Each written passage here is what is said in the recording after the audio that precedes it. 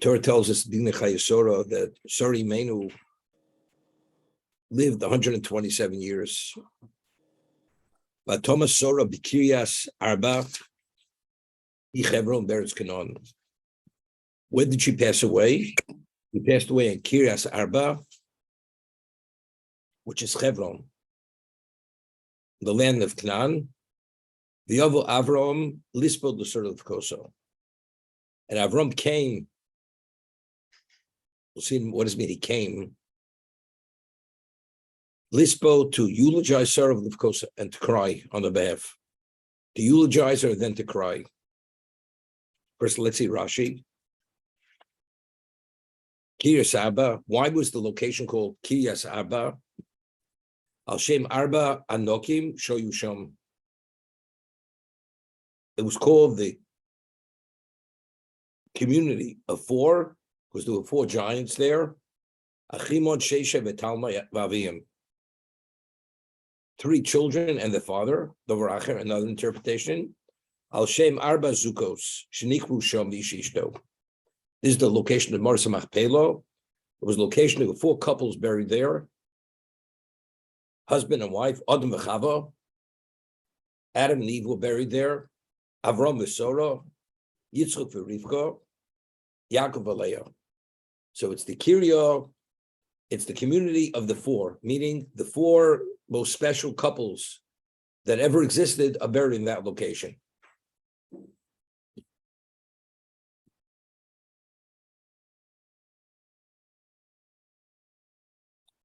What is the commonality between all of them?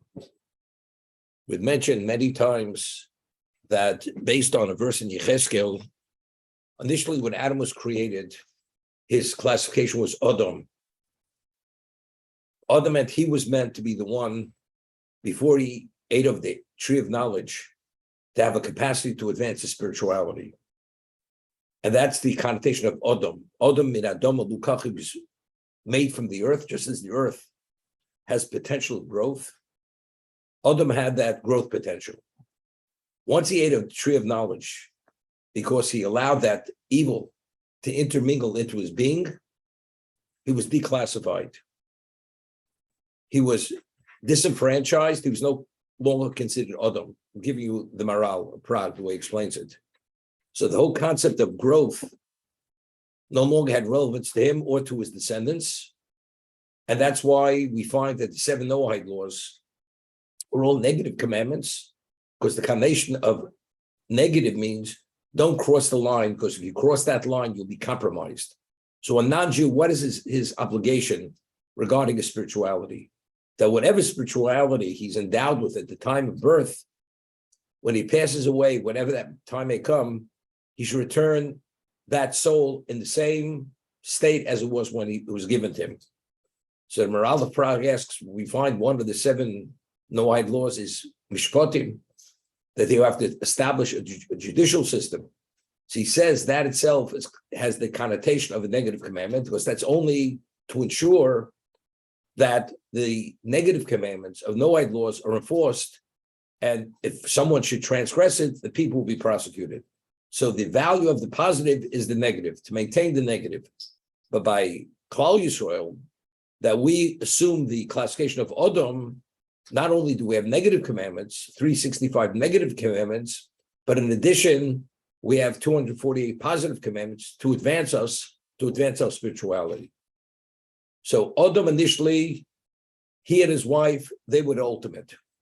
So not only the father and mother of mankind in the biological sense, but even in terms of who they were themselves initially, before they were disenfranchised, he was Adam. He had this special spiritual dimension that had relevance to that initial objective of creation. Adam, Avram and Sarah, which of course, Avram is the founding father of the Jewish people, and he launched the dynamic for the Adam. And we find that Avram's classification was already Adam in Sinai.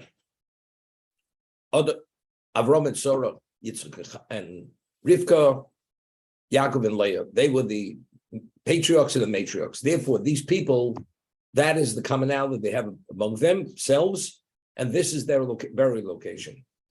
Rabbeinu Bachya writes that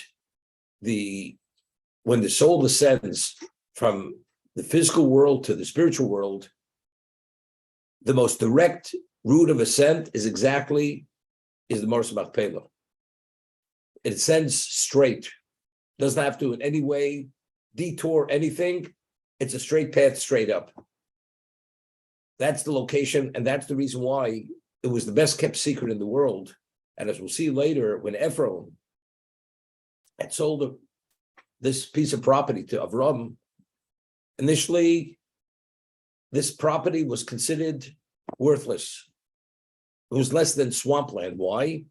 Because the cave of the Mars Machpelah, there were all kinds of spirits in it and demons that if you go in there, you would not come out alive. And God caused that to be because he wanted to protect the location that no one should even know its true value. Because it was reserved, first the Adam and Chava was forgotten that they were buried there, and it was reserved that ultimately the patriarchs and matriarchs of Klal Yisrael should be buried there. But Avram knew its true value. So when Avram paid a fortune, literally a king's ransom for that property, Ephron believed he was duping him and he was conniving him and he was literally shystering him. But factually, Avram understood exactly what he was buying and he knew it was worth all the money in the world. But Ephron, being who he was, as it says, Ephron with the Vav deleted is Ayin Ra. He was so envious of Avram when he saw his degree of wealth, as much as he charged him was that he felt he didn't charge him enough. And that's we said earlier, Chazal tell us, Rishoyim, Omrim Harbe, evil people, they promise you the world, when it comes to deliver, they don't even deliver as much as an iota. But this goes into, we speak in the Pirkei Avos, Leiv Ra, Ayin Ra, the heart is not good, the bad eye, that's exactly what Ephron was. But Avram knew exactly what he was buying. And this is Kiryat Arba. So again, it's interesting. People believe the reason why it was called Kiryat Arba, is because it was the community of the four giants. But in truth, what was it? It was called, as we find sometimes Rashi says, Al Shema Osid, was something in the future was going to happen in this location because Avram didn't yet pass away. Yitzchak and Rivka is not yet the matriarch. Yaakov and Leah don't even exist. It was really class called this because of its future value. But at this point, what did people believe? The reason why it was called Kiryat Arba, because it was the Kiryat, it was the community of the four giants. So it was the best kept secret in the world. And there was no way to know, for them to know the future, why it was called four, rather than what we're saying, the true reason is because of its innate value that the four most special couples were buried in that location.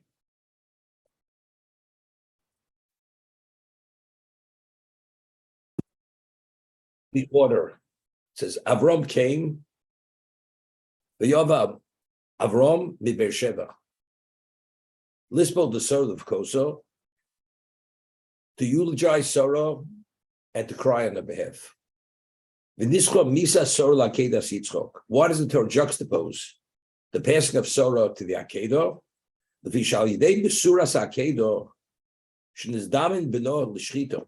As a result of being informed about the Akedah, that her son was prepared to be slaughtered, and a moment before he passed away, before he was slaughtered, we'll see, Satan comes to Sarah Imenu and tells her, do you realize what's going on right now? Your husband bound your son hand and foot, and he has this knife, and in a moment he's going to slaughter him. So she already visualized what was going on, and she played out the scenario in her mind, and being able to see where it was going, it was too much for her to deal with, and she passed away because of this. Her soul left her. That's the juxtaposition of the Chai Sora, the Pesach Sora, to the Akedah.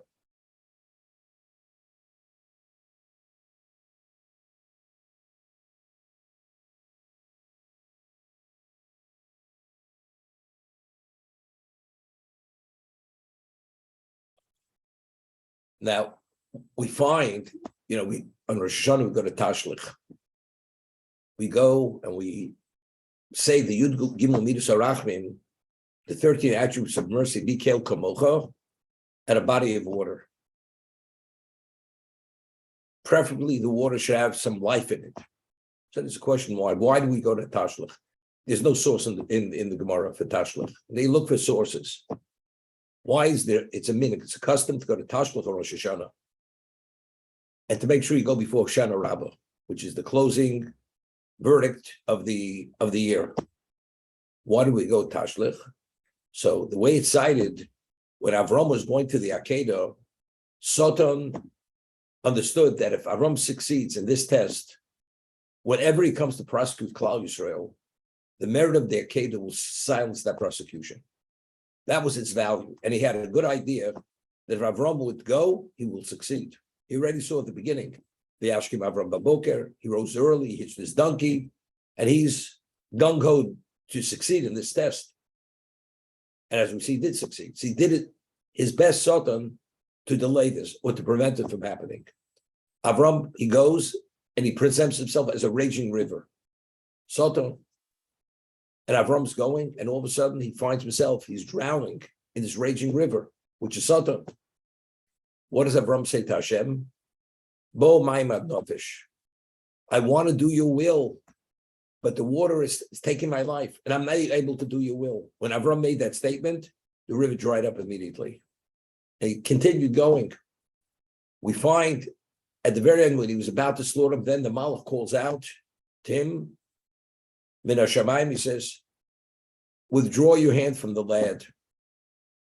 Don't even do any action which will cause a wound.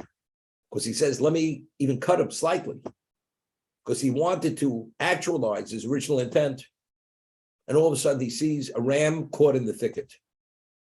And this ram was a special ram.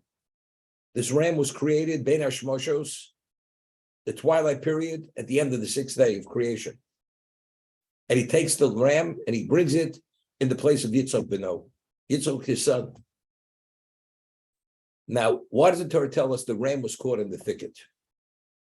So the Midrash tells us that after Avram withdrew his hand, he was going to bring a ram in the place of Yitzchak, because every action that he would have done to Yitzchak, he had in mind that the slaughtering of the ram should be as if he would have slaughtered his son. The receiving of the blood, equivalent of his son. The sprinkling, his son's blood. The burning of the ram, it should be as if he burnt his own son.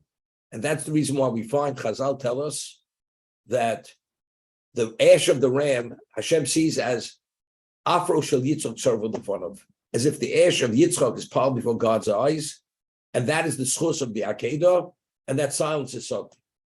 Why was the ram caught in the thicket? Because the ram was running towards Avram to be used as the sacrifice in place of Yitzchak.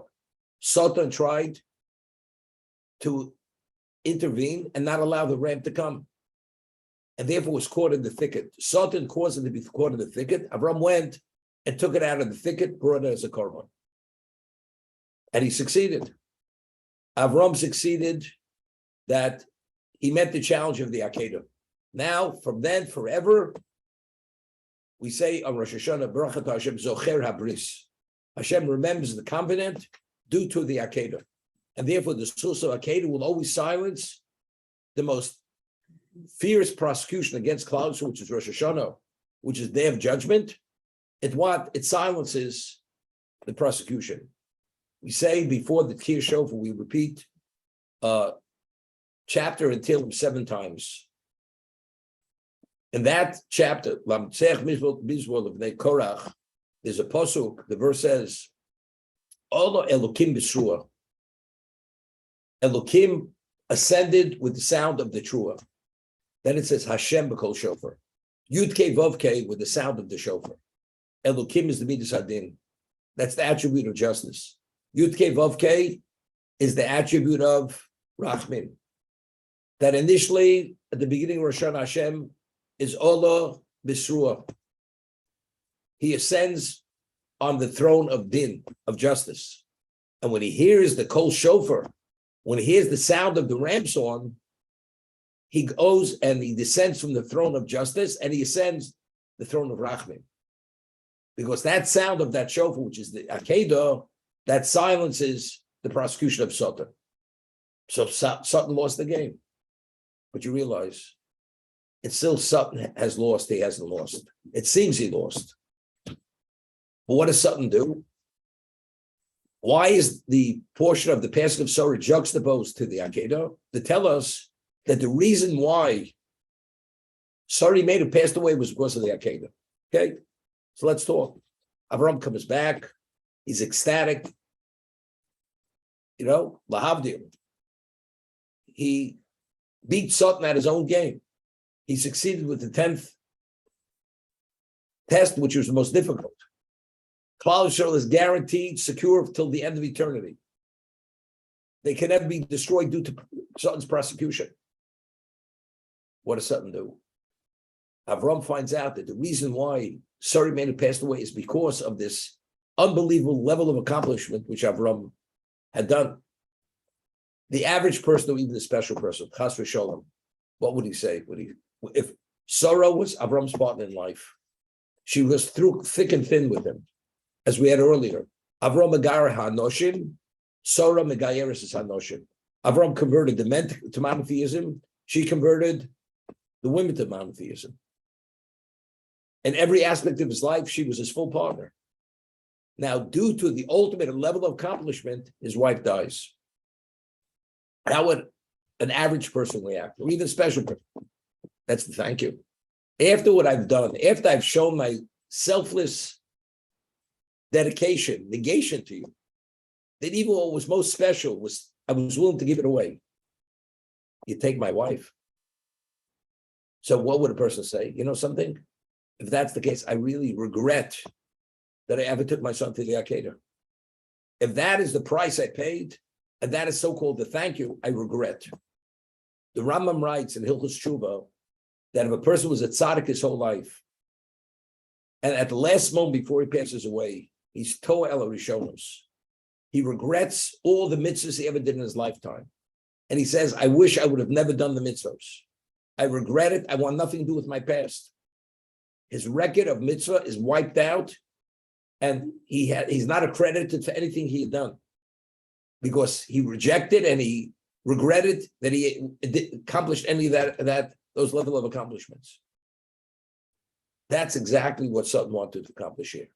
That Avram, due to what happened, he should say, I regret I ever did the Akedah. And if Avram Chas v'Shalom would say that, the merit of Akedah is wiped out immediately, and Satan it has the upper hand.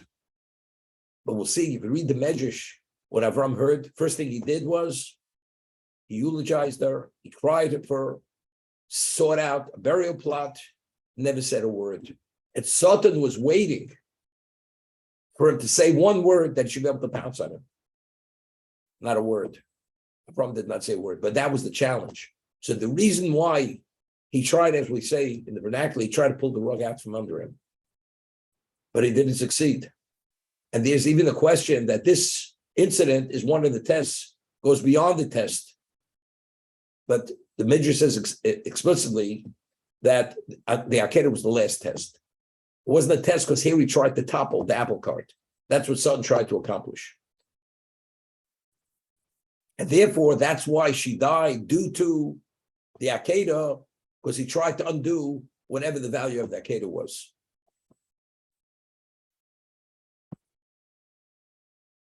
When we do our Torahs and Dorim, after we make our statement before the panel, and we annul the vows and oaths and whatever we say before Shoshana, afterwards we make a disclaimer.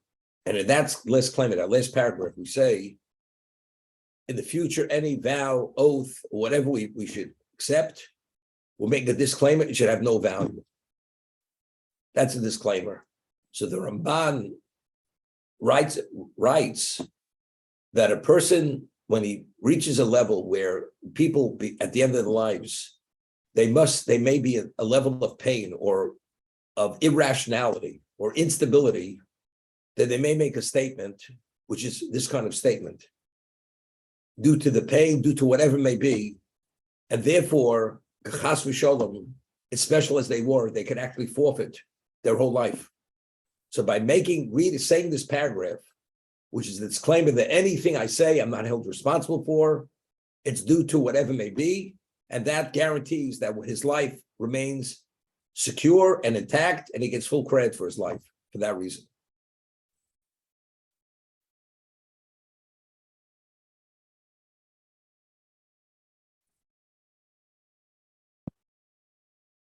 As he realized she passed away, it says he eulogized her and then cried. I mean, God forbid, person comes back and he finds his wife passed away, and especially she was so special. As I said, she was his full partner in life. You mean Avram didn't cry? Of course he cried.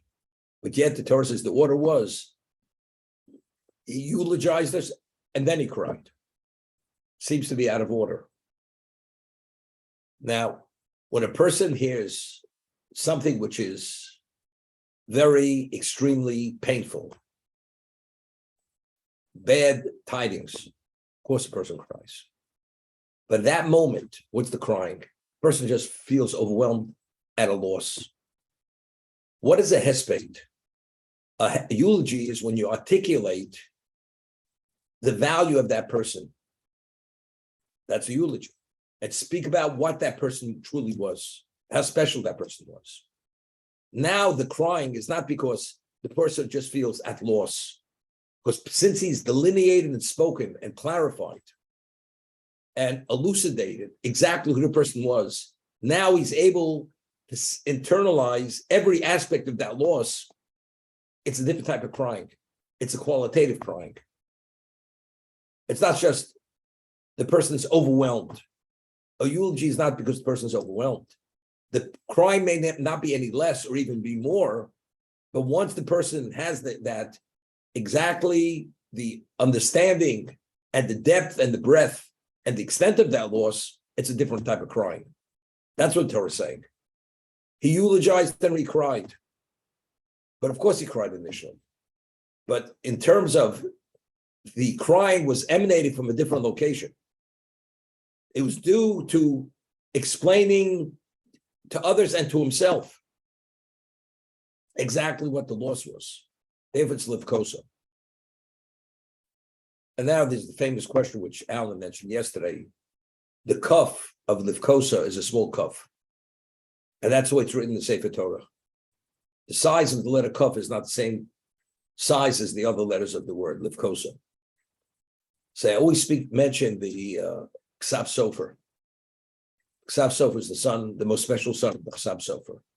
And he writes that when Avram Avinu was coming back from the Akedah, in terms of his mind, his emotion, and his total being was what? Was consumed and subsumed with ecstasy.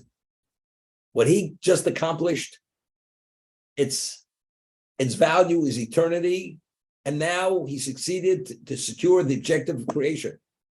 There's going to be a Jewish people now, which is guaranteed until the end of eternity, due to what he accomplished. Because the value of this action will silence that level of prosecution to guarantee we will continue. All of a sudden he comes and he hears this tragic news. A person at that level of emotion, as a human being, it is impossible to fully internalize the tragedy.